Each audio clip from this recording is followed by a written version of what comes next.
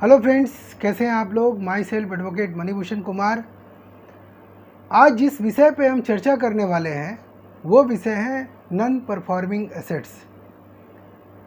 Bank वाले जब आपके पास आते होंगे और हमेशा आपको ये बोलते होंगे कि अरे आपका लोन जो है एनपीए में चला जाएगा। ये एनपीए क्या है? एनपीए का मतलब होता है कि आपने मान लीजिए स्टेट बैंक ऑफ इंडिया से या किसी भी बैंक से या किसी फाइनेंशियल इंस्टीट्यूशन से लोन लिया, मान लीजिए 1 लाख रुपए का लोन लिया। उसका ईएमआई आता है मान लीजिए 5,000 रुपये महीना। आप पहला ईएमआई मिस कर दिए, नहीं दे पाए। दूसरा ईएमआई मिस कर दिए, नहीं दे पाए। तीसरा ईएमआई मिस कर दिए, नहीं दे पाए।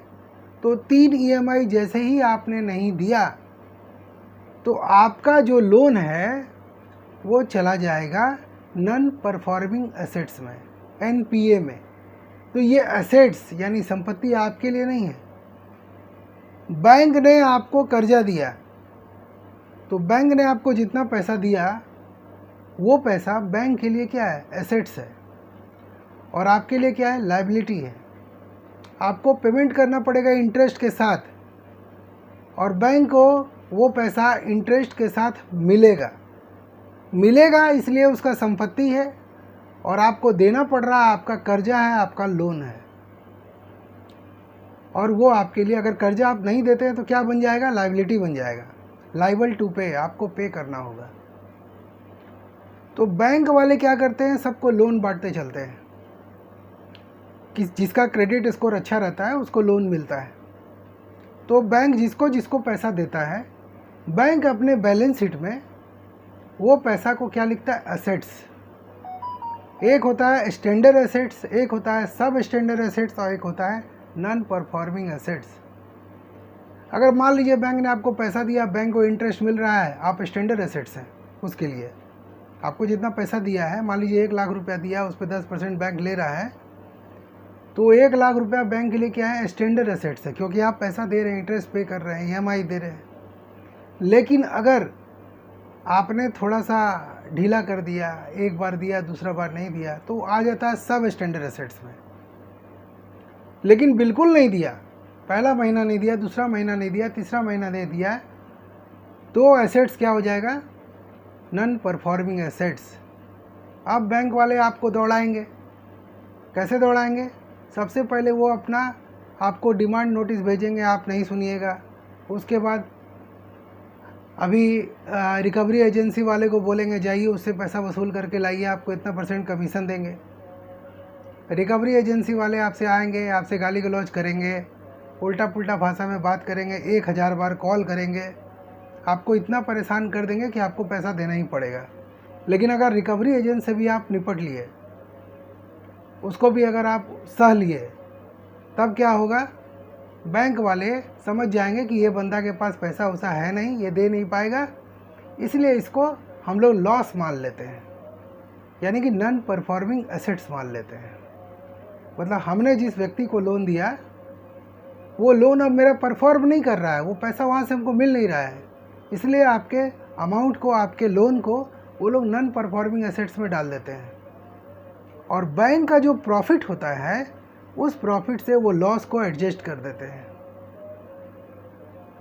आरबीआई का गाइडलाइन है, रिजर्व बैंक ऑफ इंडिया का, कि जो पब्लिक बिल्कुल असमर्थ है उसको जेल ना भेजा जाए।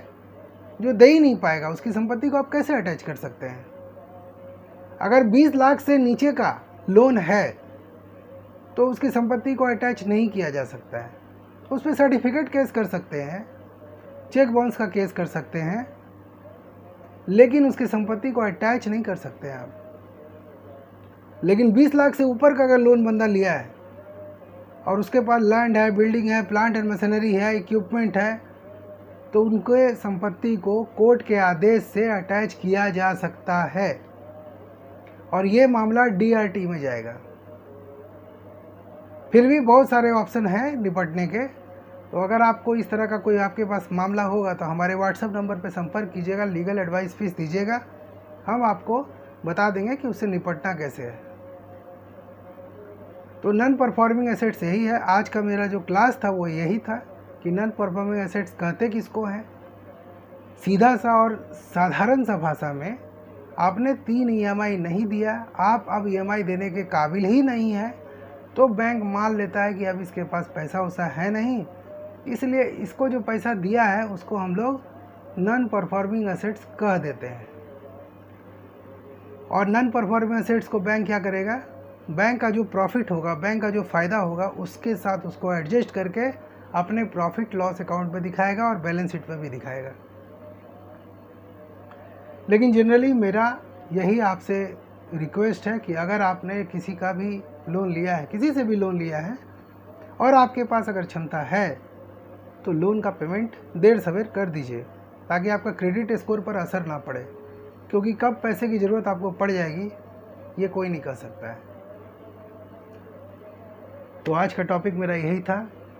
मतदान हर जगह चल रहा है, तो जो आपको योग्य उम्मीदवार दिखते हैं, जो आपके एरिया में काम करते हैं, उन्हीं को वोट दीजिएगा। और जो एरिया में काम नहीं करता, फेंकू महाराज है, उसको बिल्कुल वोट मत दीजिएगा। तो आज के लिए इतना ही।